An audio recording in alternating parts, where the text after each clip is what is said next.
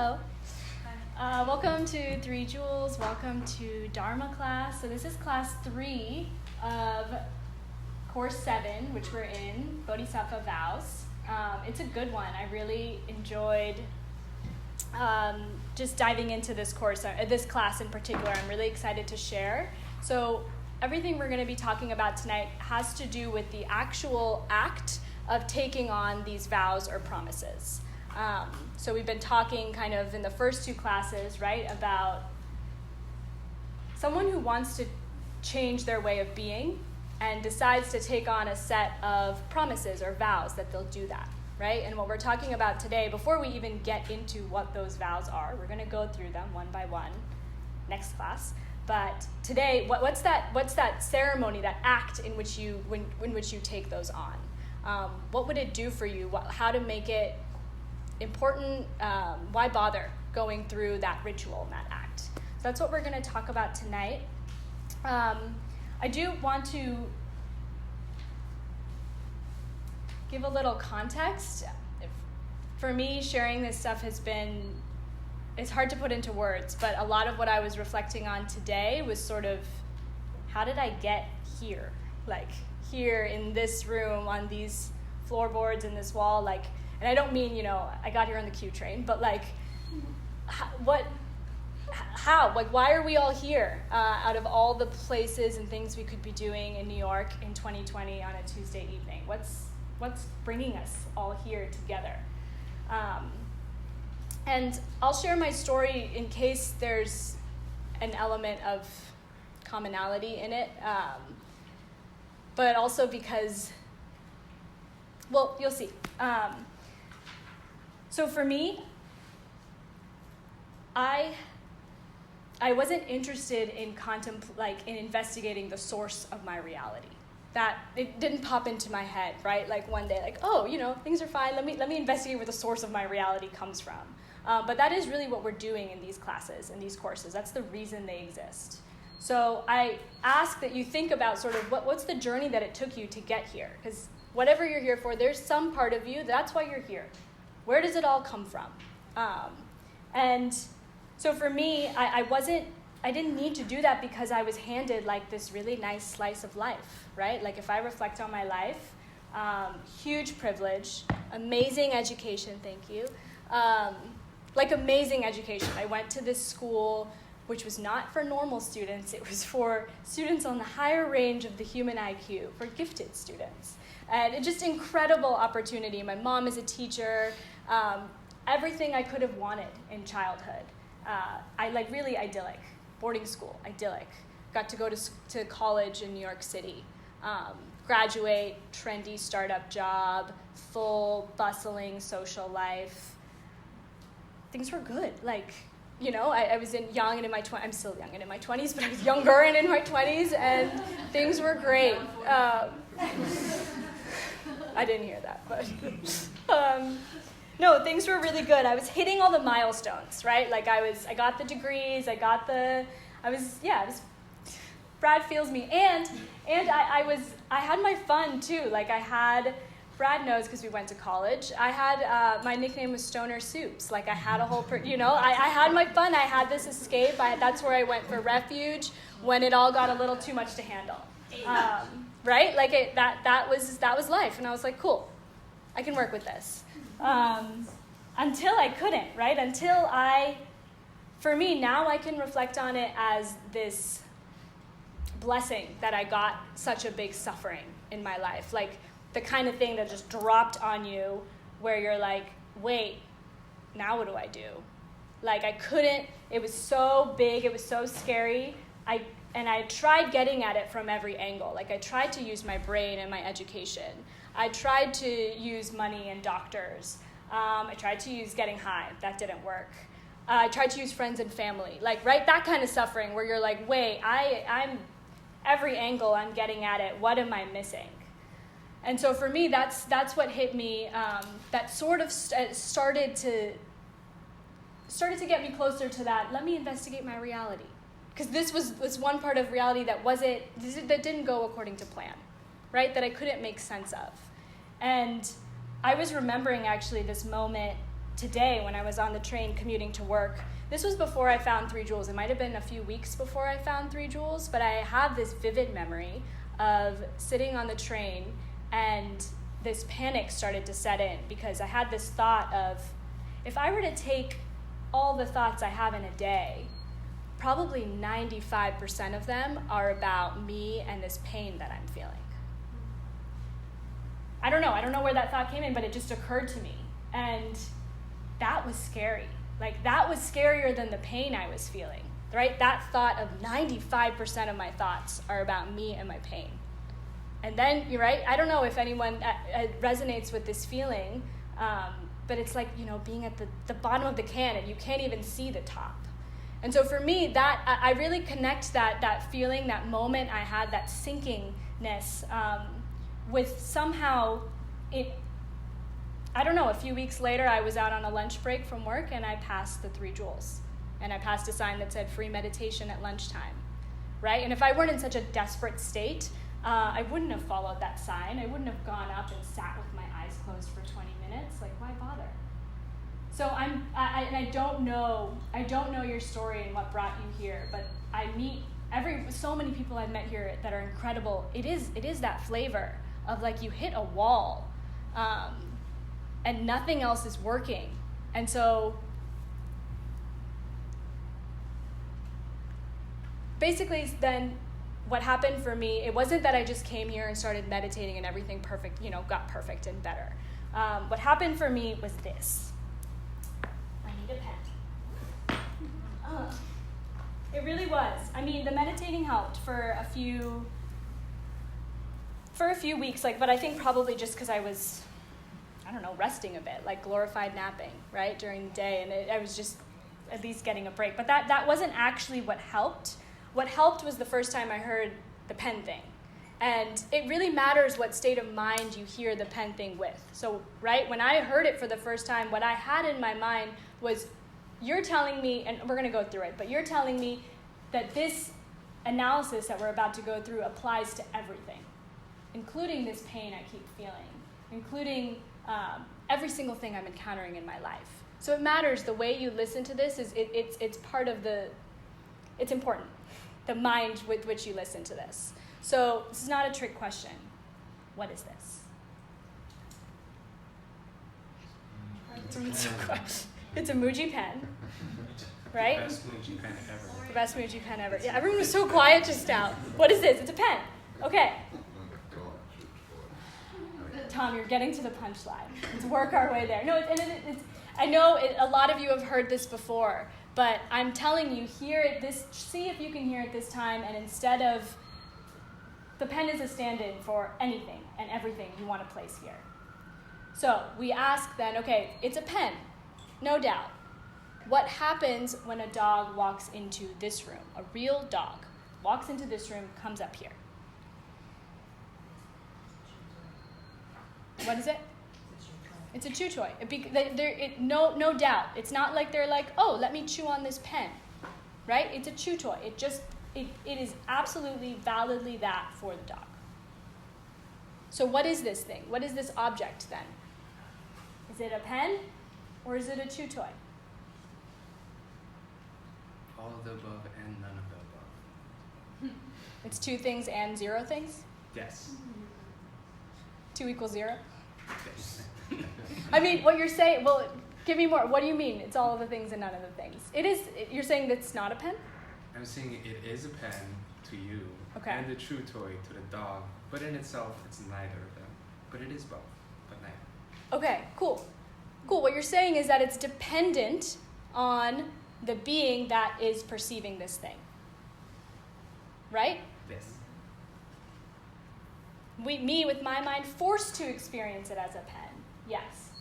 I would say that it's a pen and the dog's just wrong. You would say that? Yeah. So like objectively it's a pen and its intention is to be used in such a way. And anyone who sees it otherwise is incorrect in their perception. It's cool that you say incorrect perception, because part of this example, what it illuminates is that we're actually all having incorrect perceptions about this thing. It's not a pen, and it's not a chew toy. it's actually empty of a nature at all. And even the perception we're having of it as a pen, in a way, is an incorrect perception because we feel that it has this penness radiating out for us and all things. And the mistake that we make then is, oh, dog, you're wrong. Oh, dog, I'm going to hurt you now and hoard all these pens for myself. But isn't it actually a pen? Is it? Like, does it write as a pen? For me, does it write as a pen for the dog when it tries to open it? It said pen on the package when you purchased it. It worked and you've used it as a pen. Mm-hmm. Okay. Totally. So in the reality that we're living in, physical version, like actual life, is a pen. So if someone else came and were like, oh, what a great flower, it's really not though. Like even if in their world it's a flower, that doesn't function properly here in the world that we're living in. So does a bee who experiences this flower as food not live in this world, in this reality? Is the bee not experiencing reality? No, but that's different than the pen. I'm saying if someone said that the pen is a flower, it's not. So if the bee thought that the pen was a flower and tried to use it as food, it would be wrong. It would hurt the bee. It would have ink. I see what you mean. So, but for the dog, is it hurting itself by chewing on this thing, which for it is forced to be a chew toy? It's not like... I guess, but then again, it's also not a human.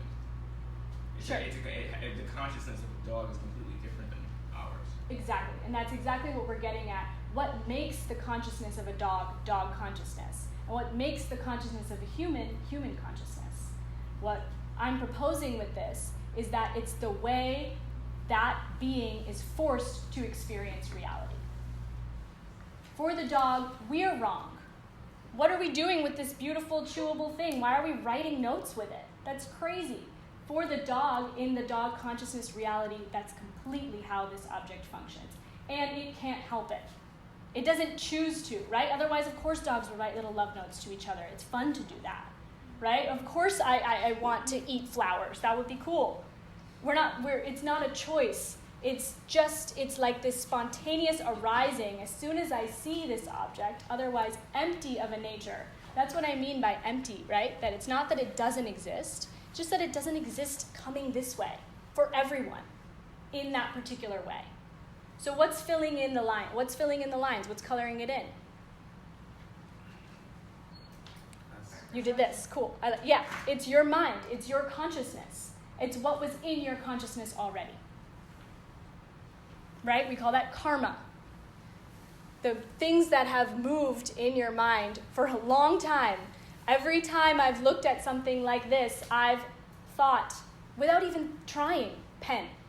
So of course when I pull this out of my bag now and I look at it, it's a pen. And same with dog and chew toy.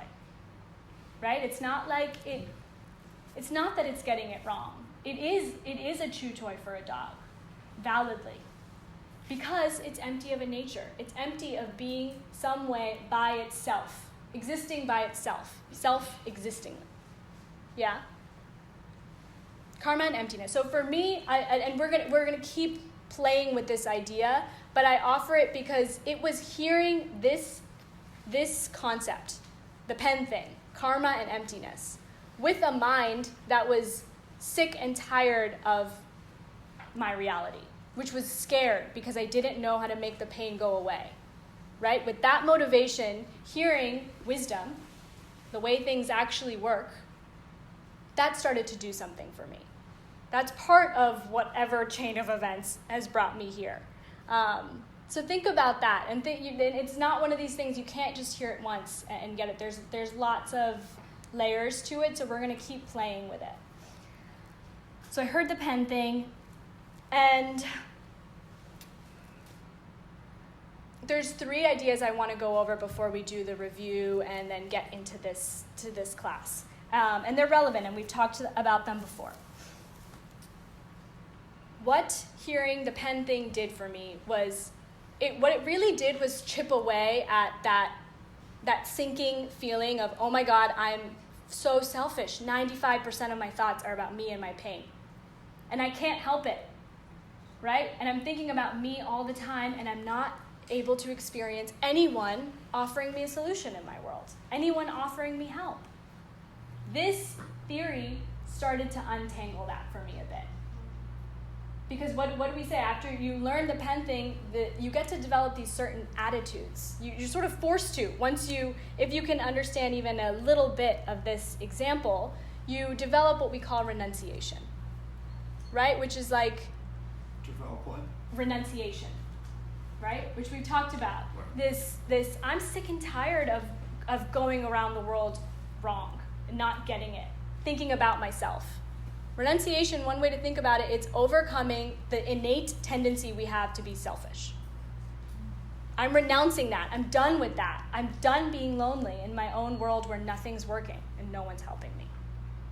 Renunciation. Then you start to feel that, and then maybe you're like me and you look up from the subway seat on the train and you see everyone else in that car, right? And you direct this beam of renunciation out at others. That's called renunciation for others is bodhicitta, class 1 or 2, right? We talk that feeling is bodhicitta, that feeling of, oh, everyone's going through this. Bodhicitta. And that's why we're in this course, right? A bodhisattva is someone who lives and dies by that feeling. That feels like there's nothing else in the world worth developing, no intellect, no personal qualities other than that flavor of bodhicitta, and becomes obsessed with doing that. That's a bodhisattva, right? The only reason either of those things work is because of wisdom, because of the pen thing. Does that make sense? Why bother thinking about others unless the world, everything was completely empty of a nature, and the only reason that I was experiencing things had to do with the way I moved my mind? Does that make sense? We'll keep going over it, but wisdom, that last view, correct view, as opposed to incorrect perceptions, are the things that make renunciation and bodhicitta work. Otherwise, they're just what are they? They're just another thing someone's telling you to do. It's not going to help to be nice. I was a nice person. Why did I have so much pain? I was a smart, nice, functioning person contributing to society. So it's not about being nice. It's about understanding where your reality is coming from and then actively working to transform it. Joyfully, because it's amazing once you get that technology of, okay, it's not a pen from its own side. There's something in me making it a pen. You get really curious about what is that thing. And it's not me kicking dogs because they're wrong. And it's not me keeping all my nice Muji pens to myself. I thought about this the other day. I was in a 3 Jewels meeting, and they needed pens. I always have a bunch with me. I took a bunch out of my bag and handed them out. And there was a voice in my head being like, okay, Supriya, keep your eyes on all your pens so you make sure you get them back. Right? Because we think that. How do I get pens? I keep my eyes on all my pens, and I make sure at the end of the meeting, people give me my pens back. Right? But what am I doing when I do that? What is my mind recording? Like this camcorder that's always rolling. In my mind, I'm recording people who need pens, and me, at some point in the future, depriving them of pens. Right? Taking pens away from them. That gets imprinted in my mind. It has to. I'm aware of that, right? I'm aware of that intention that I have. And if you take it to the next step, cause and effect, things don't just happen. So I planted that seed of, I don't want them to have the pens. How could that ever in the future result in an experience of me having pens? It couldn't, right? Lack leads to more lack. Giving away pens leads to having pens. It feels backwards until it doesn't, and that's why we keep working it. And I got some questions about the homeworks and the quizzes. They're not required. Neither are the readings. I heard from some people they were stressed that they hadn't done the reading, and that's fine. That's there. It's available to you depending on the type of learner that you are. So I was a super nerd. When I got to this stuff, I was like, cool. Seems like I can get enlightened if I get all my homeworks and quizzes in. And I learned that that's not necessarily the case. It could be. It depends on the mindset with which I do this stuff. So it's not impossible, but they're there as a tool for you, if that's the way that you review and remember things. Also, if you are interested in getting certified for this course, we do ask that you complete all the homeworks and the quizzes. Someone asked me, because we were going to have a vow ceremony at the end of this, if I want to take vows, do I have to have completed all my homeworks and quizzes and meditations? And it's like, yes and no. You don't have to. We're not going to turn anyone away at that ceremony. But how amazing would it be if you showed up and you knew exactly what you were promising to do, right? And you'd had no doubt in your mind, no, I understand why I'm making this promise. And I even know the mechanics of the ceremony I'm about to walk into. That's what we're going to study today. What are the parts of this vow-taking ceremony? So it actually, I think it can be really beautiful and it's a beautiful imprint you make in your mind too, right? You're charging this thing up. If you have all this energy of, I did all this work, I did my homeworks, I did my quizzes, I meditated on this stuff. Well, what's the result of then taking on these promises going to be? Stronger imprint, bigger result. Cause and effect, right? There's lots more detail in that in Course 5, and we'll keep going over it, but it makes a difference to just show up and decide to take the vows versus study them. Put your mind on them, put your energy on them, and then show up and be like, I'm taking the vows. Yeah? So that's logistics, yes. Do you accept late work? I accept all work at any time. Like, I didn't do the work for my first few ACI courses. And then one day, like, the pen thing sort of clicked, where it's like, okay, it's not just like a fun analysis we're doing. It's saying that every single thing I do with my mind matters.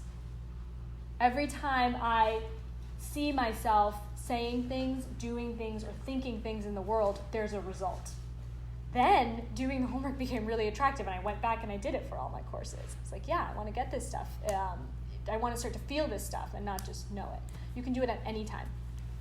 Yeah. Late is totally fine. Okay, so now a lot of you have had time to look at this. What is this image? What do you see? A woman with a feather in her hat. A young woman or an old woman? Both. The young woman. And old. I can see that. You're wrong. See, I could only see one when I first saw it. I saw the young woman. Does everyone see both? Does everyone see there's an old hag and there's a young woman? There is.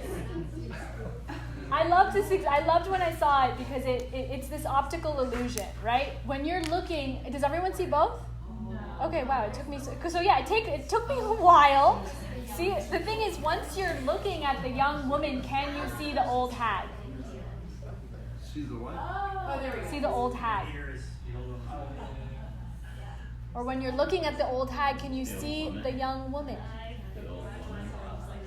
Instead of hag, should I not say hag? Old woman.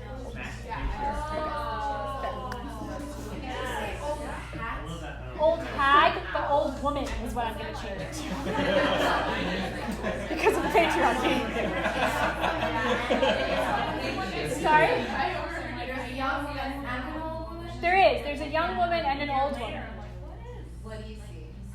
They're both there. I see a woman like dark. Turning away, right? Yeah. Yeah, and then there's also a woman there with a large nose facing down, chin tucked in a bonnet. The choker collar is her mouth. Oh my god. Oh, okay. I see. When you see it, you can't unsee it. It's there. And I love this. Like, I love the See it. You can't. No, and that's really what this is saying. That the point of Buddhism is that there is this reality that is right underneath this reality right here. And we just can't see it. It's there, just like the old woman is there, even though you were forced to maybe see the young woman at first, and you had to look for it a little bit. But it's right there. That's the optical illusion, right? They're there. We just keep missing it. Is this a flower, or is it food? Or is it something completely else? What's the ultimate nature of this thing? That's what we're investigating. And the reason I'm bringing this up now is because unless we get as clear as we can on this concept, everything we talk about today with ritual and ceremony is just going to be like, okay, well, it's like this fun, shiny, magical thing. But it's not going to do anything, right? if this is the case, that we're forced to see things because of, well, you can't help it. It's like your mind meets the object that's empty of a nature, and you're forced to experience it a certain way. Once you can get a hold of that technology, you have the reins, right? How do you want to then start to approach everything in your life? Cause and effect, cause and result. If you charge it up in your mind as being special, as being meaningful and powerful, that's the only way it's going to have that result for you.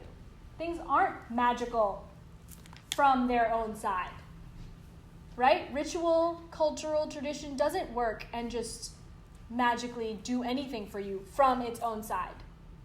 But could it do something for you?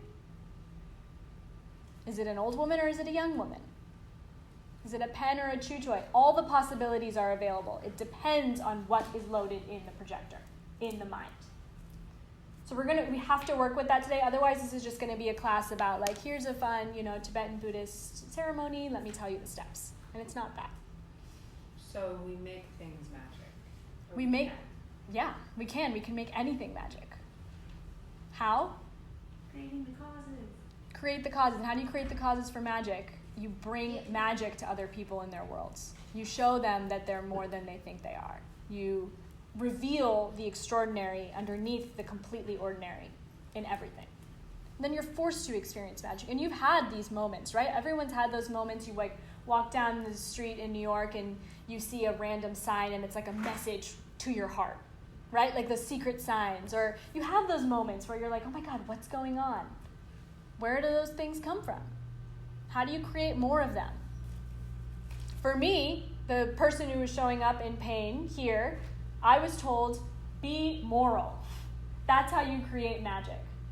Stop hurting people. Start helping people. Start getting really obsessed with helping people. That's the only way to create magic. 3 moralities, right? Stop hurting yourself and others, start helping others, and then charge all of that up with the wish. Right? The wish. We're going to go into that now. So who remembers? This is class 1 or class 2? The 2 flavors of bodhicitta, the 2 divisions of the wish. Bonus points if you remember the Tibet. Thought or prayer. Don't remember the Tibet. Nice. Thought or prayer. Munsem. And action. So we're dividing this wish to get enlightened, to wake up to this hidden reality that's there all the time. It's here underneath it all. It's old woman, young woman. To wake up to that, and not just for ourselves, for the sake of all beings. The mind that wants that, we talked about the 2 flavors of this. Munsem being, I want that, I wish I could feel that. The state of mind that wants to feel that way. I'm happy this makes you happy because we've already seen this slide. So I'm happy this slide's making you happy, Tom. This is from class 1, right? We're just revisiting it now because then the second division is the wish in the form of action, of I'm going to do something about it, which actually means taking the vows, making the promises. You become a bodhisattva by deciding you want to be a bodhisattva, by saying you're going to do it. But we're revisiting this idea now in this class because question 1 on your homework is going to be about how you can actually have 2 different ceremonies for these states of mind. Right? You can actually take on the wish, as I wish I could feel this way. And you can take on the wish as an action. I'm going to do these things. I'm going to keep these promises. Does that make sense? That division there. My experience, I actually did kind of take them separately, right? I told the story of every so often we do have ceremonies here. The first time I got the email of, oh, come take Bodhisattva vows, I didn't feel like I had the truest motivation. So I didn't have that wish in the form of the wish yet. I thought it would be cool to do that, but I didn't dream about it every night, or it didn't infuse my every moment. So I sat on that email for a year, practicing the vows. You can still practice these things to try to develop that wish. Oh, I wish I could feel so strongly that I'd want to go to a ceremony and declare, I want to become a bodhisattva. I want some meaning in my life. So I sat on it for a year. My teacher waited 9 years practicing this stuff before then the actual ceremony, the wish in action, taking the vows. Yeah? It's, I wish I could be an astronaut, and then enrolling in astronaut school. Whatever, NASA. Whatever it is. Okay. Cool? 2 ceremonies. And so there's a lot of, if this is interesting for you all, there's a lot in scripture about the value of both. So like Master Nagarjuna talks about the value of actually taking on both ceremonies. Lord Atisha does. And then Je Tsongkapa, right, the person we go back to for everything. We're like, okay, where's the right answer? You look at what Je Tsongkapa said. And he says that if you can actually take both of these flavors on, it makes the vows more firm in your mind. It charges them up more. So if you were to take on this ceremony, you're kind of taking on both flavors of this wish in the Bodhisattva vow ceremony. I wish I could think that way all the time. I wish I could always act like that. And I'm going to do it. I'm going to take on the premises. Okay. Munsem Juksem. Cool? Yep. Okay. So now for the ceremony itself. So the ceremony has 3 parts in total, and some of the parts have more parts. So, the first part is the preliminaries. It has 5 parts to it. So you'll see this is like a theme in Tibetan Buddhism, that it's all about the preparation. And it's not just a theme in Tibetan Buddhism, right? You go for a run, you warm up first. It's silly. You're going to hurt yourself otherwise. So the preparation in so many ways is actually more important than the main event. So you start with the preliminaries. We're going to go into those. There's 5 preliminaries. It's called Jorwa in Tibetan. Then that brings you to the actual ceremony itself, the main event, called Nyushi. Say anything there? Okay. And then you have the conclusion, called Jangchub. So 3 parts to the ceremony of taking on Bodhisattva vows. I was talking to Jeremy earlier. I don't know if this is the case for all of the vow ceremonies. I'd imagine it is, but this is definitely the case for a Bodhisattva vow ceremony. 3 parts. Right? That just to help contextualize. But again, remember what are you doing in a ceremony? You're moving your body in a certain way, you're saying certain things, you're having certain thoughts. Body, speech, mind, moving. It's just karma. It's like you're just planting karmas, hoping that they're going to flower later. When are they going to flower? When I'm on the subway, when I'm at work with the annoying person, when I'm in a fight with my partner, right? What do we get to do in a ritual or in a ceremony? All of those movements become amplified because it's this special thing that you've been studying for, right? On this day, it's happening. It's elevated in your mind. It's like when you go through your day knowing you have a big date later. Your mind is elevated and brighter, right? Everything takes on a different quality. That's all you're doing. That's what's happening with a ritual as well. You're just planting that karma deeper into the soil. So the result is bigger. Better tree. Yeah? Okay. 3 stages of the ceremony: escalated motivation, escalated resolve. Cool. So we're gonna go into the in detail of each of these 3. A small little tangent before we get into the preliminaries. Relevant tangent. It's question 4 on your homework. Is who can actually give you these vows? So you'll see the first step in the preliminaries is you have to ask for them. You have to ask someone for these vows. So we're going to go over who's the type of person that could actually give you these vows. Yeah? So, long list here. Take what resonates with you. But who can grant you the vow? That the person who gives you your vows can be ordained or unordained. They don't have to be a monk or a nun. But why would it be better if they were? Intention. Theirs and yours. Okay. Context of like what this means to you, and it can cater to like your wants and needs and goals in taking the vow? Because they're ordained? Or unordained? Yeah, because they're ordained, I think. I mean, I guess it doesn't necessarily matter because it's about your intention. Yeah. I don't know. I think you're overthinking it. But Like, they've studied what you've studied and like have a certification for it. exactly. I mean, yeah, it's just that that if they're ordained, they have a set of vows, they're watching their morality. They have an ethical code, right? If they're ordained. That's it. Like, that they've tried to watch their mind and keep ethics. That's the reason it would make it better. For you, in your mind, you see them as someone for whom ethics and morality are sexy. Like, that's what it was for me. I came here and I was like, okay, everyone here seems really happy. They seem like they've figured something out that I'm trying to figure out. And at the same time, they're all doing this little book thing. They're all taking out a book, and every few hours each day are checking in on their mind. Or they're watching their morality. They're being ethical. So in your mind, you need to have that connection of doing ethics somehow creates bliss in my world. But if they're an ordained person, they already have that practice. They've developed that muscle of watching their ethics. That's why. They can be male or female. They should keep their vows well. And I think you have to think about that. Like, what does well mean, right? I don't think it means like they are like a super, I don't know, like it. For me, I think keeping vows well means keeping them joyfully. Like, they're excited to check their book and be like, okay, what's the next vow I get to do? What's the next promise I get to keep?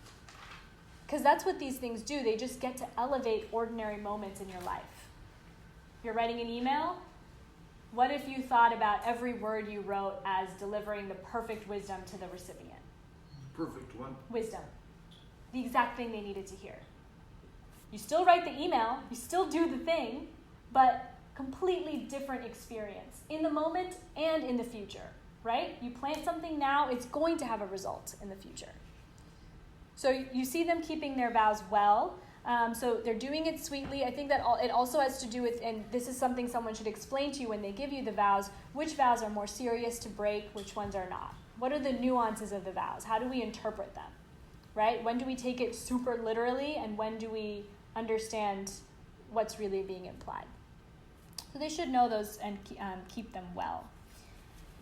They should have a Bodhisattva intention. That's important. Someone who can grant you the vows. This was easy for me because I can't help but see my teacher or the person who gave me my vows have that intention, but it was really clear to me in the moment I actually got them. So for me, it was like a few summers ago, but it was the first time, the time I saw my teacher in the ceremony. I hadn't seen him for a few weeks because he had been in Australia with his mom who was dying. And she died in that period. She got pancreatic cancer, and he flew there, and a few weeks later, she's gone.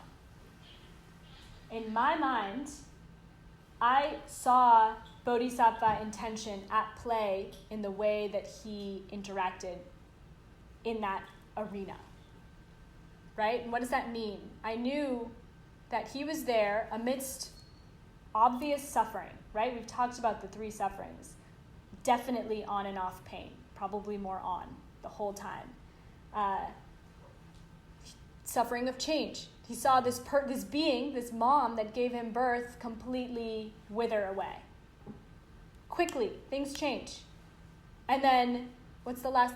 All-pervasive suffering. He was definitely faced with death. And what's going to happen to her mind at the moment of death? So when I say someone has a bodhisattva intention, what did he do in that experience? He made sure every moment her mind was prepared for the inevitable. Right? Made sure that all that she thought about, all that her mind was seated with, was joyful memories, was the times that she took care of other minds, preparing her for this inevitable moment of body and mind separating at death. And gave her everything he knew how to prepare for that moment. That's a bodhisattva intention, right? It's not turning the other cheek. It's not making sure everyone's okay at the hospital and, do the Jell-O cups and all that. Like, it's getting real with it. It's having those conversations. It's really looking at your reality and being like, it's empty of a nature. I'm forced to experience this a certain way. How do I use this moment and seed my mind with exactly what I need to transform it? And you can do that even in a hospital room with your mom dying. That's a Bodhisattva intention. So you have to check this person out and see, do they take every single moment and use it to wake up, to help others wake up? Yeah? It is preferable, they say, that they can also give you your tantric vows. So I don't know if that was a quiz question, it certainly was a homework question of the relationship between the 3 different types of vows. It's preferable if the person who grants you your Bodhisattva vows also has the ability to give you your secret vows.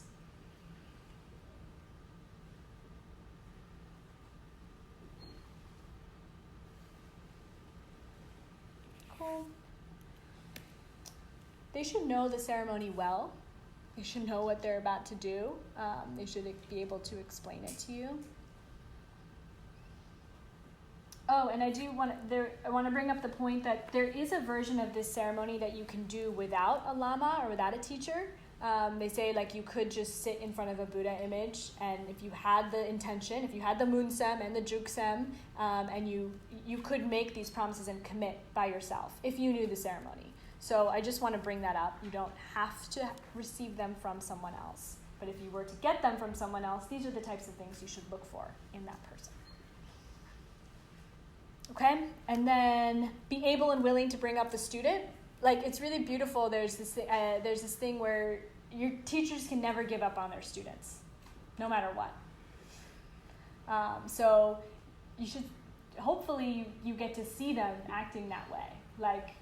No matter how many times you mess up in front of them, no matter how many times you're like, give me my pens back, people, please make sure you return my pens, they still love you. They still teach you. They still move your mind to the highest wisdom and love all the time. So they're able and willing to bring up the student. And I like this too because it means it's someone that you have a relationship with. Hopefully, face to face, day to day. So maybe, like the Dalai Lama fulfills all of these things. But are you able to work one-on-one for the Dalai Lama to bring you up? Maybe you are. That'd be awesome. But that's something to think about, right? Can they meet you where you're at in your reality, in your day-to-day, and have a relationship with you? Because that's what teachers are. They're relationships that take you somewhere. So that's something to think about. And then the last portion of who can grant you the vows, they say it's someone who should not have denigrated the 6 perfections. As in someone who should not have pooped all over the 6 perfections. I try not to swear in these classes. Someone who honors the 6 perfections, which we've gone over, but we'll do it again in this flavor. So someone who has not denigrated the first perfection, the perfection of giving, right, is someone who you perceive as being satisfied with what they have, right? Giving up that attachment to the shiny things. They're cool with what they've got. More often than not, you see them giving things away rather than obtaining things for themselves. So you watch them, you check them out. First quality. And they don't care what they're going to get back. They give just to give. They get so obsessed with giving, they'll calculate how much exactly they can give every month, like Sarah does. I love that story. I think it's so beautiful that they develop that attitude of any time someone asks me, can I give? Of course I can. I'll put change in my pocket to make sure. You start with change, and then you move up to I'll give anything, whatever you need. First perfection. Second perfection is? Ethics. They have a practice of ethics, so they respect their vows. I always think of the interview question of like magazine interview, not job interview. If you were stuck on an island, and you could only bring one thing, what would it be? I'm pretty sure a Buddhist would say my vows. Because it really is that. Your vows are like this lifeboat. If you can put your mind on on these promises you've made, you're going to be okay. Because these are the things that have the effect of waking me up, of not keeping me stuck in sameness. I sometimes think of samsara as samsara, the same stuff over and over again. So the second part is you should see them as someone who respects their vows. Supriya, Yes. you said these are related. I didn't hear how you said they're related to the 6 perfections. So this list of 6 that I started numbering, they're all qualities of someone who can give you your vows, and they're summarized as that person should not have denigrated their 6 perfections. And this is like the opposite. This is how it was given. Yeah, yeah, exactly. Like this is what you should see them being and doing. You should see that they don't easily get angered, right? Because the 3rd perfection, the perfection of patience, remember the emoji, cross sign, angry person, not getting angry, even when you should. So there's someone that you see that they don't lose their temper, even when they should. Even when what? Even when they should. Right, and that doesn't mean you let people walk all over you. It doesn't mean you put yourself in dangerous situations. Right? Bodhisattvas aren't doormats. But it's someone who understands that acting with anger must produce destruction in my world. That actually a single moment of anger, as it snowballs and grows, like karma does, creates, what does it create? It creates climate change, war, division, all the things we're experiencing in the world. A single instance of anger. So they train themselves to not be angry.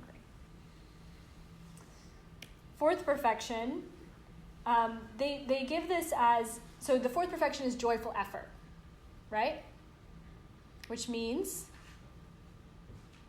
what's joyful effort? Does it mean you're just happy all the time? Rejoicing on when you practice the 6 perfections. Yeah, or anything good, right? Joy in doing good. Because you know it's going to give you a good thing. Because you know being, like, right? It's that feeling. It's often, I've heard it translated as like a zest for dharma. Right? A zest for spiritual work. And you see that, like you see that in people, they'll come here and they start, like they get that zest. It's just oozing out of them. They're like, yes, what can I do for you? How can I help you? And then that can go away over time, right? It becomes boring. It becomes hard. Why am I not getting the results? Why isn't it working? So you can lose that zest. So that's what they mean by this 4th aspect. See someone who's not lazy in their spiritual practice, that they keep going, they keep rejoicing with every tiny little goodness, every effort. Yeah? 5th, they're able to concentrate. They meditate. They can hold their mind in meditation on an object of their choice and not waver. So they've trained in the craft of meditation. They can concentrate. And this last one's the best. This is their language, not mine, straight from the scripture. They should not be spiritually stupid. I think about it more as spiritually impoverished. But right, like what does it mean to be spiritually stupid? Basically not believing in karma or cause and effect. Yeah. Being ignorant. Yeah. Being spiritually stupid is thinking that my pens will come back to me if I keep my eyes on everyone and collect my pens. That's spiritual stupidity. That is a low spiritual IQ. It's not an understanding of cause and effect. The only way I get pens is by giving away pens. That's how pens appear in my world. That's wisdom. Opposite spiritual stupidity. So it's someone who you see acting in accord with cause and effect. Someone who you see investigating everything around them and being like, okay, is this empty of a nature? Does this thing have to be that way? Is it always that way for everyone? Someone who you see investigating their reality that way with wisdom. So these are all the qualities of some, yes? I just was going to say, like, I feel like it's funny when I go to, like, say some kind of, like, spiritual thing or whatever, and like you see they're dressed similarly to other spiritual people because they think that's what spiritual people look like. Yeah. That to me is like, oh, like they're thinking that applies to, you're not spiritual unless you look like this. Yeah. But like even that is empty looking. Mm-hmm. It's like it can be in so many different ways. Like, no, it's not like that. It doesn't. The two aren't mutually. Yeah. Which is why I loved being like secretly spiritual for so long. Like, you know, and now I wear the mala and everything. But like, I liked that I could come here and could just absorb this stuff, and then I didn't tell anyone I was meditating or I was doing the pen thing to every single thing in my life. It's a complete internal shift that you're doing. And being spiritual doesn't mean going around talking about spirituality. But it does mean when your friend comes to you being like, hey, my boss at work is on my nerves. It's the flavor of the advice you give that friend is what makes you spiritual or not. Do you tell them to report the boss to your supervisor? Do you tell them to yell back at the boss? Or do you tell them to look at themselves and clean up their own act? One of those makes you spiritual, one of those doesn't. It doesn't matter whether you're wearing the mala or the outfit or whatever. Mm-hmm. So that's what that last one is. Yes, thank you. And I feel remiss, I have to say, okay, what if you don't have a person like this in your world? Like, this is a long list of someone to check off all these boxes. So they say as many as possible. You know, look for someone who can embody as many of those qualities as possible. Or, better yet, create that person. How do you create the perfect person to give you your vows? The perfect teacher. Do all of these things. You do all of these things. Yeah, that's it. And then you'll be forced to see someone completely ordinary, someone you don't even associate with 3 jewels or dharma or spirituality, somehow showing up in your world and you're like, whoa, they're a bodhisattva. Whoa, they know the details of this ceremony I want to take. I mean, really, that is how it's going to happen. That you have to create that person. And if you already feel like you have that person, you want to keep them around. How do you keep teachers around in your world? You be a teacher because they're empty of a nature. They're not emanating teacher out from their own side. Because otherwise everyone would see them as a teacher, and they don't. Otherwise they'd bonk you on the head and you'd become enlightened.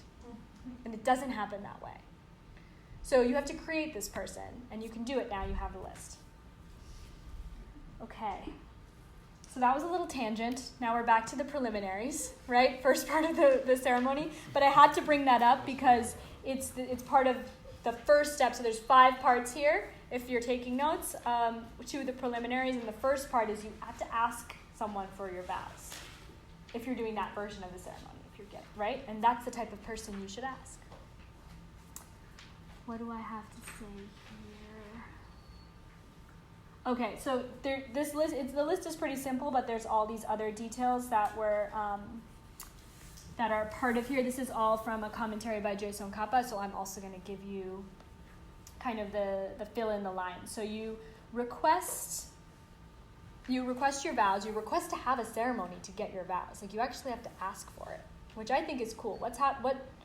Who's recording the request to do this? When you ask for something, who's recording? Whose mind is registering that? Your own, right? If you have a teacher with the Bodhisattva intention, of course they're going to say yes. You don't have to ask them. All they want is to give you these promises that are going to free you forever. But you need to record in your own mind, hey, I need these things. I want this. So you need to hear yourself ask. But also here, they bring up basically preparing the space in which the ceremony would occur. And so there's the reading has a really beautiful description of sort of how to make the space really beautiful. But it's not about gathering all the right things. It's like what Zoe, you were saying, it's that intention of, if for real, I thought that someone existed with like this vial of, you know how like they have that building somewhere where it has like all the vaccines or all the cures for things somewhere, right? That exists. Someone else knows what I'm talking about. But imagine someone had the vial with the cure for suffering. right? And they're about to walk in that door to give you your Bodhisattva vows. Because that's what these things are. How would you welcome them? What sort of space would you create for them? So they say it should be beautiful, fragrant. It should have images of whatever enlightenment means to you. So Shakyamuni Buddha, OG Buddha. But for you, Jesus, cool. Ramdas, cool. Whoever that being is for you. You should have images of that because you're starting to elevate your mind, the whole state, right, of what you're about to do. What else do they say? You should make offerings to the 3 jewels. So typically the way the offerings, they say it's like you make flower mandalas. So like what we're doing here, right, with our hands and chanting in the beginning is you're making physical representations of those offerings. And traditionally you make one to each of the 3 jewels. What are the 3 jewels? You guys should know you're sitting inside of this. Louder, people, come on. Okay, so now what are the jewels? What's different from, what's a Buddha versus a Buddha jewel? We're talking about the 3 jewels right now. Cool. The emptiness of the actual thing. Awesome.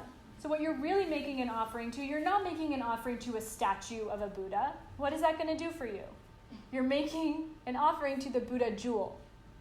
The fact that the mind of an enlightened being is just like the pen. It's empty of a nature. Which means it's just like your own mind. There is an aspect of your mind right now which is exactly the same as your future enlightened self. And that is the fact that your mind is empty of being a certain way. You know that, right? That's why some days you wake up and you're like, oh, anxious mind. Some days you wake up and you're like, oh, fun, loving mind. It's empty of a nature. And only because of that could it one day completely transform to, oh, enlightened mind, omniscience, ultimate love, perfect wisdom. That's what you're making an offering to.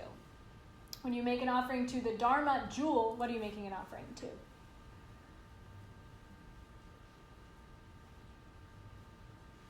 The emptiness of the Dharma? The emptiness of the teachings. Right? Like these are just words on a screen. Someone who comes in here who doesn't understand English, what is this going to do for them? Right? If books could save you, why haven't they saved you yet? So you're making an offering to the emptiness of the teachings, of the fact that they too are empty of any sort of meaning other than what you're forced to experience them as. So could they be the perfect letter that delivers you to bliss? Sure. Or they could just be words. So you're making an offering to the Dharma jewel, and then what's the Sangha jewel? Community. Sorry? The emptiness of the community. Exactly. So like the Sangha, you hear it tossed around in spiritual communities as as the spiritual community, right? But as these people who like to hang around together and be weird together. But that's not what the Sangha jewel is, right? Imagine you could see each other for who you really were. Like these beings crawling into this room in 2020 New York City. Like, what are we really doing here? Every single person here is empty of a nature. The capacity for them to be samsaric schmuck versus beautiful enlightened angel. That's an emptiness. The Sangha jewel is really the community of beings that have achieved that state, that have seen wisdom directly. So that's what you're making offerings to when you make offerings to the 3 jewels.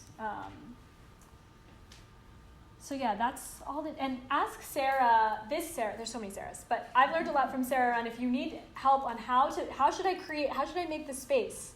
How should I set up the altar? What all is necessary, right? They say you should have a representation of the body, speech, and mind of a Buddha. You should have offerings to the 3 jewels. You should have photos. You should make it feel magic. Like it can be, right? These floors could just be floors, or they could be the things you put down with your hands that cold winter day so that other people could have access to this space. Right? These walls could just be walls, or they could be the thing that you stood here painting so that others could have an experience of this place. It could be complete magic, and it could be more than that. So that's why you're doing all this stuff. That's why you're making the space beautiful. I need to hurry up because it's already 9 o'clock. So that's step 1. Step 2, you invoke all the Buddhas and Bodhisattvas. So this is like that step I was saying, whoever this is for you. So that's really important. Like, you need to figure out for you, who are those beings in your reality that you perceive as in some state that is beyond normal.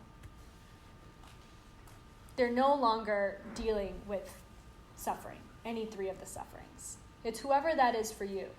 And what they're saying is that part of the preliminary of this ceremony is you actually need to imagine that they all are there around you, with you. Their minds are.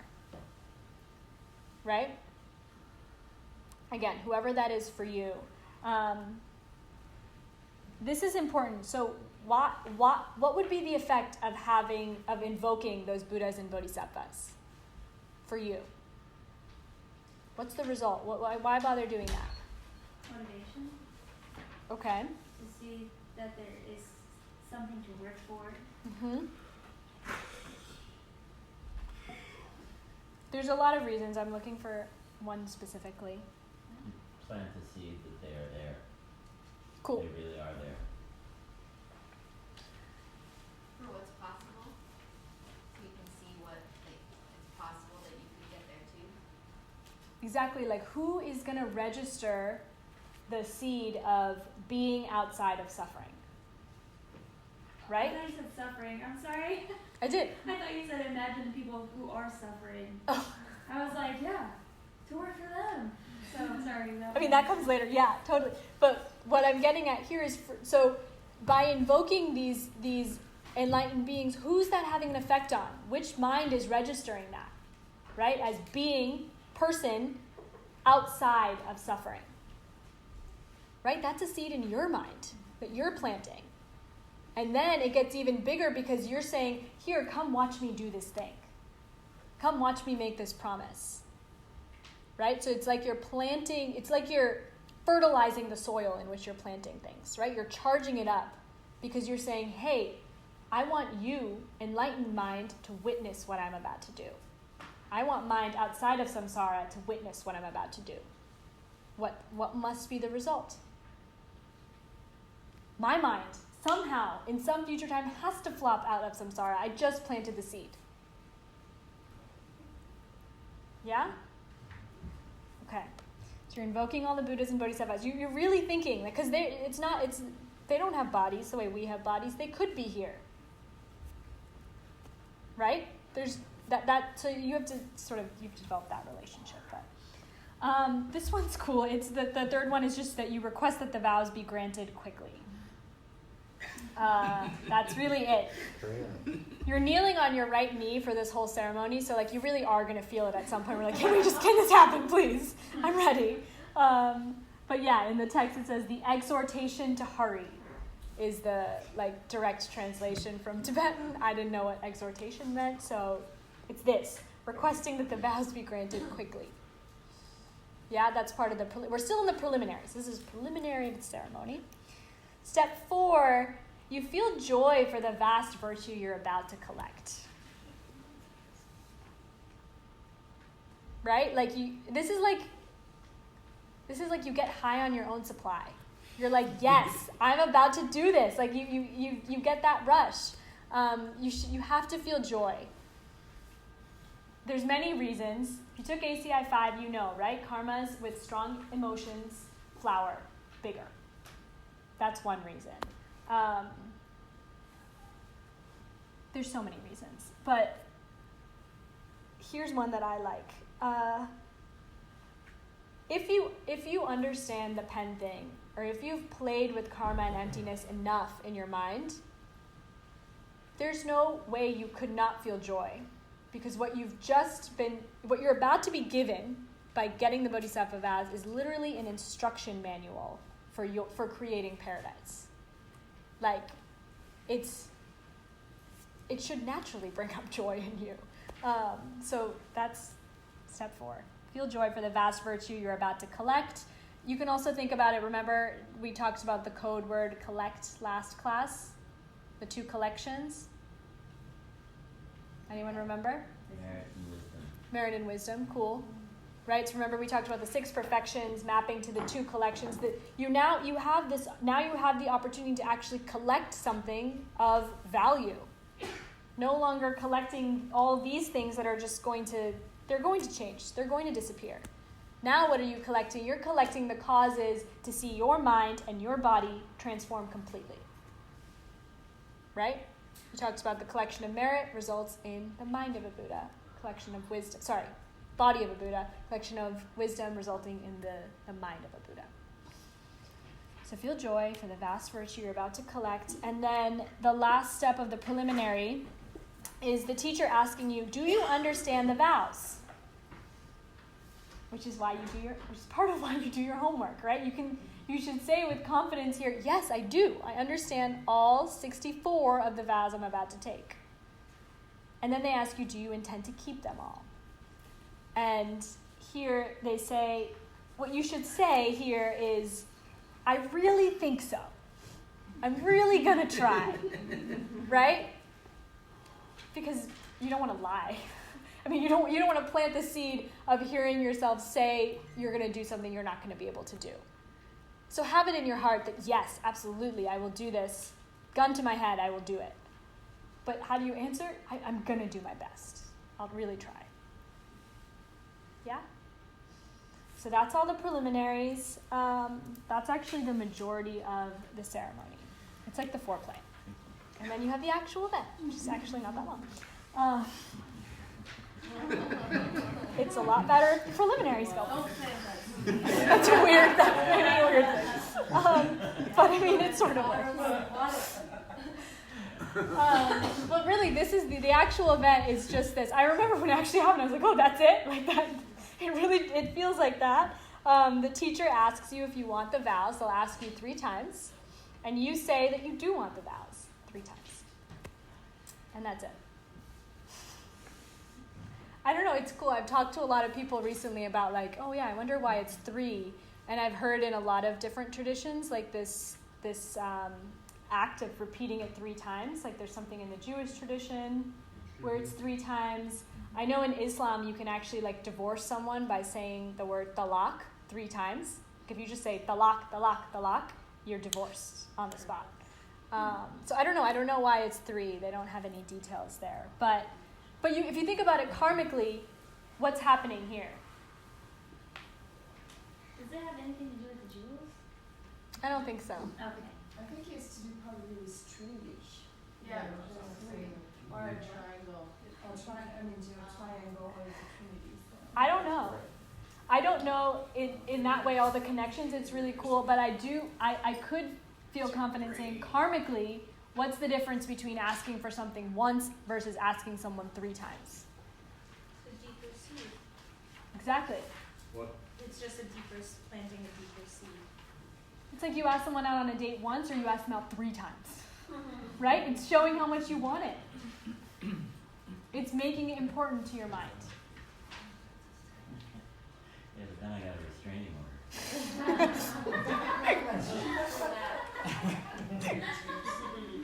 I need to work on my metaphors.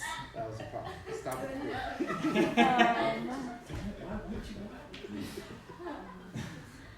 Actually, we're going to be fine on time. Okay, so that's the actual event. That's the actual ceremony. And then you have the conclusion, which has 4 parts, which we'll get into. So, the conclusion, the first thing you do is you ask all those Buddhas and Bodhisattvas that you collected in your mind, right? And you said, please come here, watch me do this. You ask that they really witness what you've done, that promise you've made. Right? And this is related to what we talked about last week. What will happen? Remember how we talked about those things that that was on your quiz too, that protect the vows? Right? That the wonderful qualities of the vows that keep them from being broken. What is that first one reinforcing? If you really feel like, okay, all the Buddhas and Bodhisattvas, really just watch me do that. You wouldn't want to let them down. You Exactly. would refrain from breaking it out of shame. Exactly. That's exactly where you get that wonderful quality from, right? Of, okay, now, because you are going to come close to breaking them, or break them, but that thing that's going to stop you is that charge of that moment of, no, I made that promise in front of all of them. They were all there. It's going to hold you back. It's going to be that shame of what would they think? I just promised in front of them. So that's the first one. Then part of the conclusion, and I remember when my teacher did this, it's really fun. You're sort of like, what's happening? But they really make you feel very good about what you just did. And it does feel good. I mean, they don't have to try so much. It's that feeling of maybe this, maybe you might get it for a second in the ceremony, and they say that's all you need. You need a second of this feeling of maybe this is the first thing I'll do in my life that's completely selfless. Maybe this is the first real thought I'll have that is not about me. And that's amazing. I mean, imagine how long it might have taken to get to that feeling. And to have the opportunity to do that. So they'll pump you up, they'll make you feel really good about it. And I think that this part is important. Like when I was reviewing the notes for this class, like it's so amazing for us to have access to this technology. Like we can study this ceremony and all the steps and do it here in 2020 in New York City. This has been done for centuries. This is how Buddhas and Bodhisattvas are created, right? And it wasn't always as easy as you show up to a class and you get the PowerPoint and you figure out what to do, right? There's this story of Lord Atisha, who's a bodhisattva, and he had to travel for 10 months on a sailboat just to find someone who could teach him about the vows. Right? Like that's the reality of it's not, the fact that we've even had these available to us.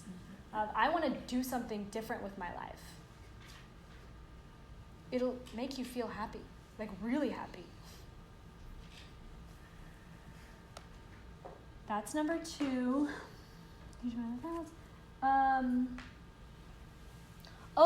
There's another important thing that happens right here. I sort of skipped ahead. So the thing I just talked about of sort of like feeling thankful and grateful, that's more that flavor I just talked about of like, okay, I get the opportunity to do this, to study them, to know what I'm signing up for, right? That's number 3 more, like making an offering with gratitude. But number 2, this really cool thing happens. So I learned another word for it the other day where it's this thing that happens like if you're in a room and there's 2 perfectly tuned musical instruments. If you back me up on this, Emmett, if you play a D string on one of them, on the other one it will start to resonate. What's the question again? There's no question here. I'm just describing this phenomenon that happens. It's. I hope that this is true. I heard this the other day, and it's called quantum entanglement. I don't know if someone just said that. So I just heard it. It's just But it's also called quantum entanglement. That's correct. If I have an open D string on any stringed instrument, and someone plays a D note on another instrument, my D string will vibrate. Exactly. Yeah. That's what I'm talking about. The fancy word for that is quantum entanglement. It's also resonance. But I love that concept. It's really cool, and that's what's actually happening in number 2. So what's happening is, this is what they say, the Buddhas and Bodhisattvas, off in their paradise lands, it's like for them the ground begins to shake. And so they check in with their wisdom, with their knowledge, and they're like, what's going on? And they see, with the all-seeing eye of wisdom, oh, there's Zoe taking Bodhisattva vows. Right? Like there's someone making this promise, and they feel it. It shakes the ground that they stand on. I think of quantum entanglement there. Like someone has plucked that string of bodhicitta perfectly, it resonates, and they'll feel it. And so they say here, part of the joy of what you've just done is that you become this being that Buddhas and Bodhisattvas watch out for. Right? Remember when we did that passage, the children of the victors? They become like a son or a daughter. The Bodhisattvas are sons and daughters of Buddhas. They grow up to become Buddhas. So they start to have, they'll hang around you.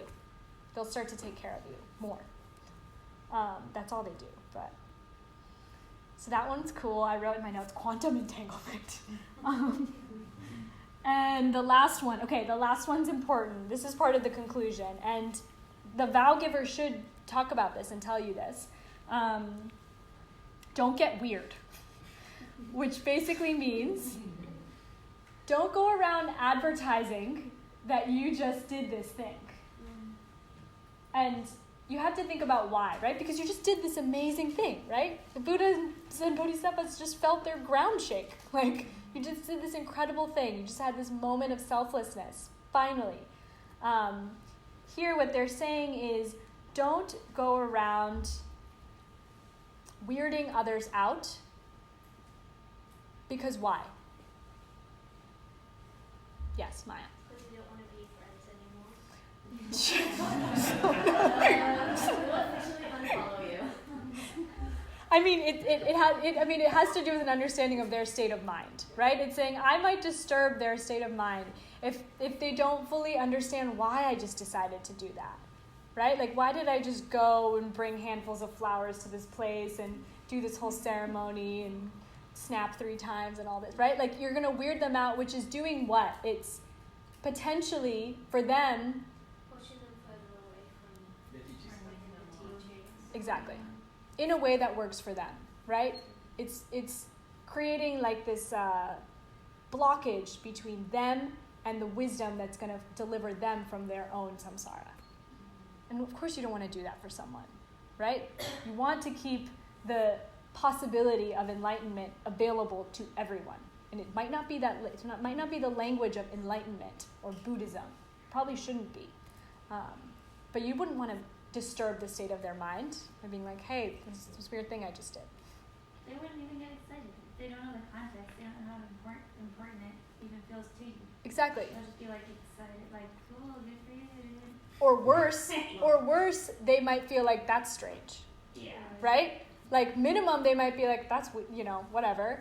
But, or worse, they might start to equate something that could get me out of suffering with strange. And you wouldn't want to do that for someone, right? Like, why would you want to equate those things in their mind?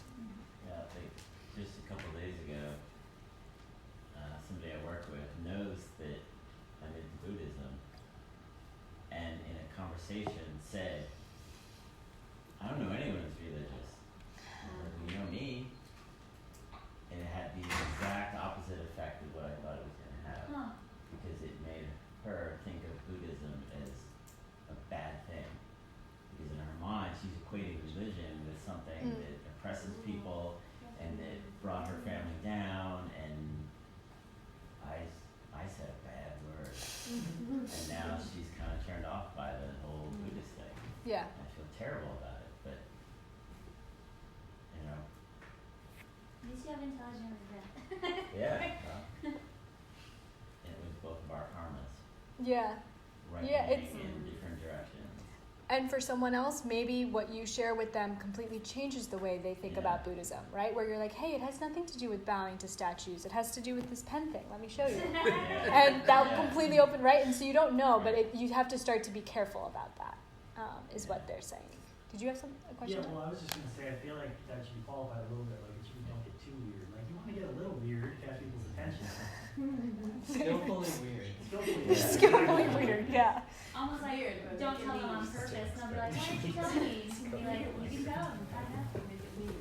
It has to do with others' minds, but it also has to do with the effect of your own mind, right? So doing things secretly have a bigger effect because it's amplified in your own mind, right?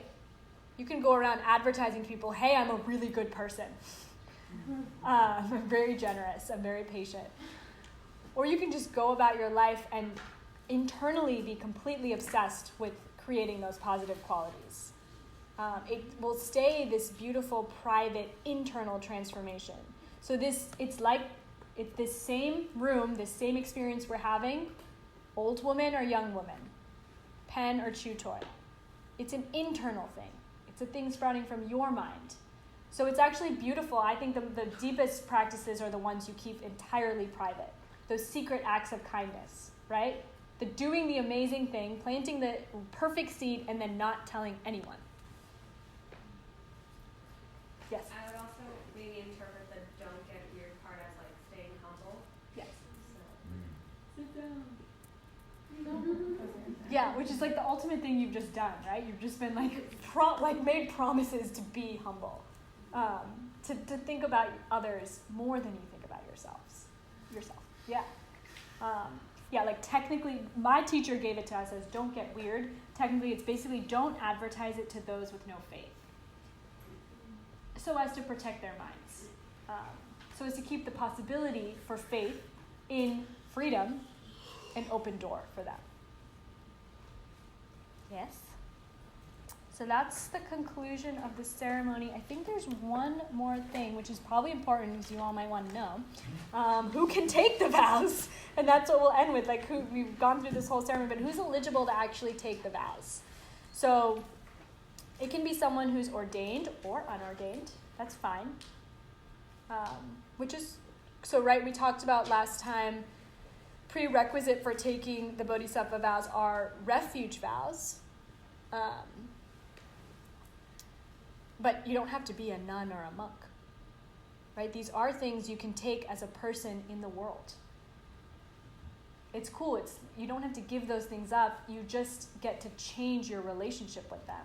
So the partner becomes a way to get free. The job becomes a way to get free. The shiny things, they all become a way to get free rather than to get trapped in sameness, in samsara. The way to become free what?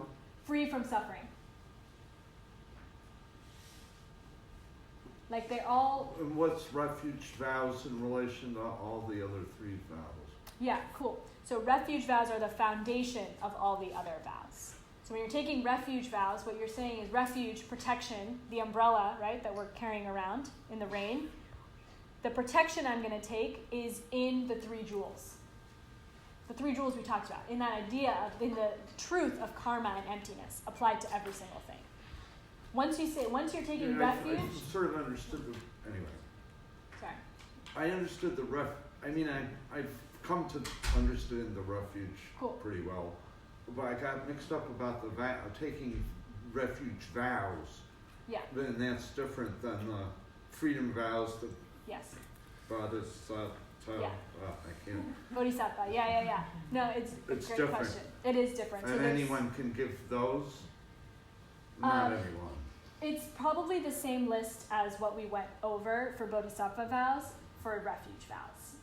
Here, when we do the ceremony at the end of the course, which you are all welcome to, when you take your Bodhisattva vows, if you don't already have refuge vows, you're going to get both sets. Because they're a prerequisite for each other. But you can take them in one go. Yeah. It's kind of like a strange practical question, but because of the not doing harm or taking life, do you need to be a vegetarian to take the vows? Or do this?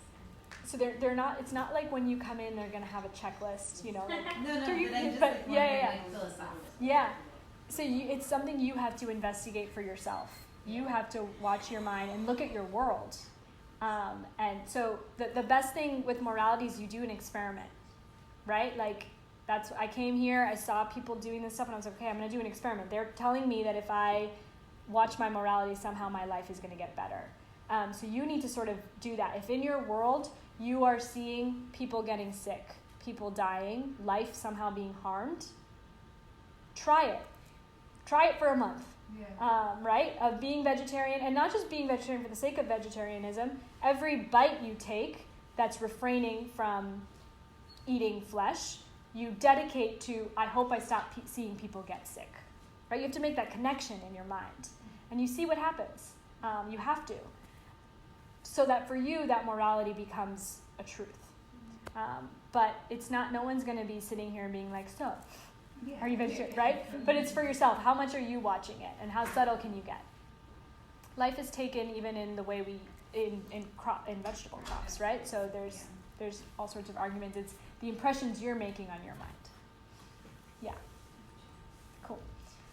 Okay, so who can take the vows? You can be ordained or unordained. You intend to follow the 3 moralities.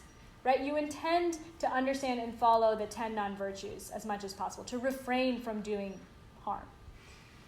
and to try to do good, and you intend to develop that wish. You wish for the wish. May I think, just for maybe once every day, can I get enlightened for the sake of all beings? You have that desire. Someone who intends to follow the 3 moralities. Someone who knows the vows and intends to keep the vows. So if you keep coming to class, you will know the vows. I promise. I know we keep saying this, but literally starting next class, all we're doing is going vow by vow in detail. So you are going to know the vows, all 64 of them. But also you intend to keep them.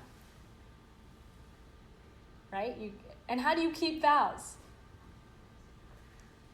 You check in on your mind every few hours. That's the only way. That's the only way to keep your vows. It's not like you just get them in the ceremony and then they're there in your pocket and you have them. You create them, you keep them by checking on them. And you're going to start and you're going to have a great consistent practice and it's going to fall off and then you start again. And that's it. It's just coming back over and over. You start to learn why meditation is important, right? Because what's meditation off the cushion? It's ethics. It's bringing your mind back to the object that you deem important. Who really wishes to have them?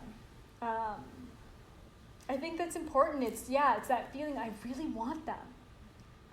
I had to wait a year until I had that feeling. My teacher waited 9 years before he had that feeling, no, I really want this. So they say, there's no ulterior motive. There's no, maybe then I'll be in with the 3 Jewels crowd. That's not, like, if you come here, everyone's welcome. It has nothing to do with that. But or maybe then I don't have to keep my job, right? Or any other feeling that you have of why I should take these vows. I say that because, like they say for nuns and monks, I'll take these vows so then I get free food and I can live at the monastery and I don't have to work. That's not a motivation for taking these vows, right? You have to really wish for them and you understand why. Free food for all bodhisattvas. Oh my god. That'd be too loud. All you have is the pumpkin bread.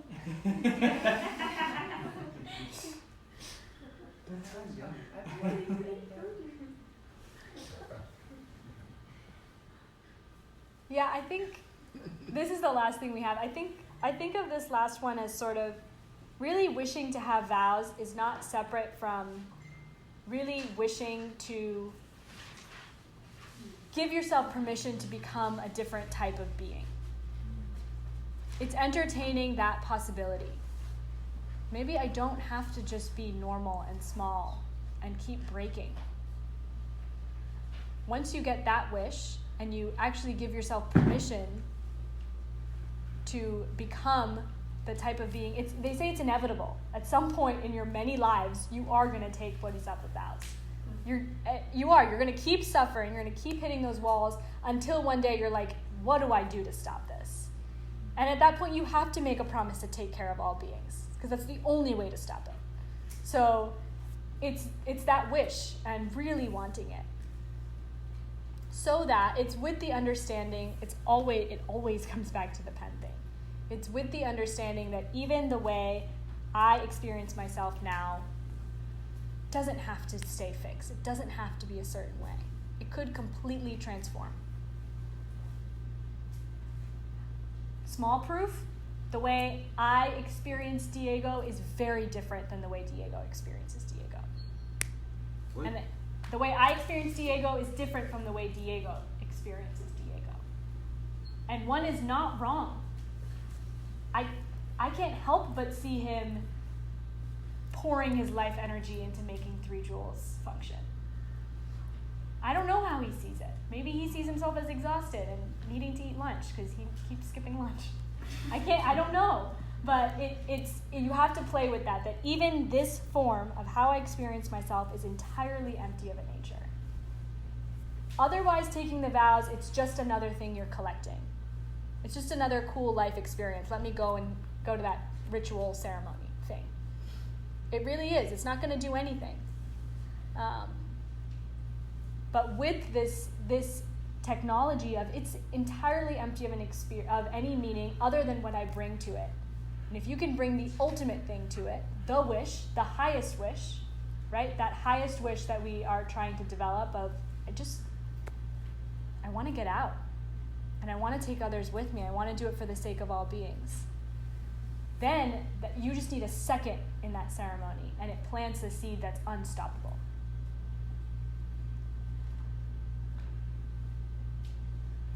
I think I'm going to stop talking now. That's all I've got. That's the ceremony.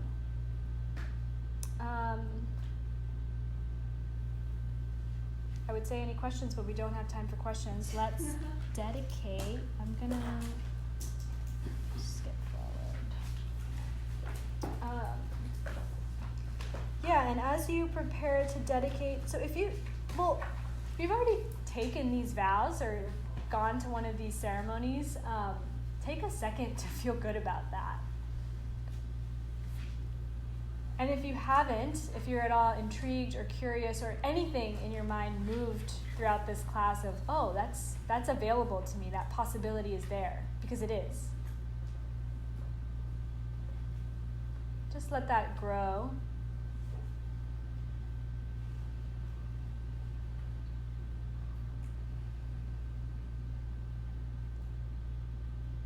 And imagine at least one other person in your reality who's yearning for that permission to be free, to be extraordinary. And if you can think of one person, you can think of two. And then you can keep going.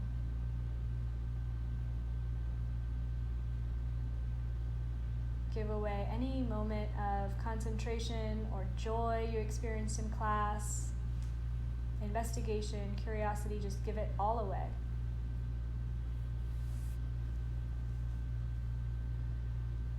And Sarah, when you're ready.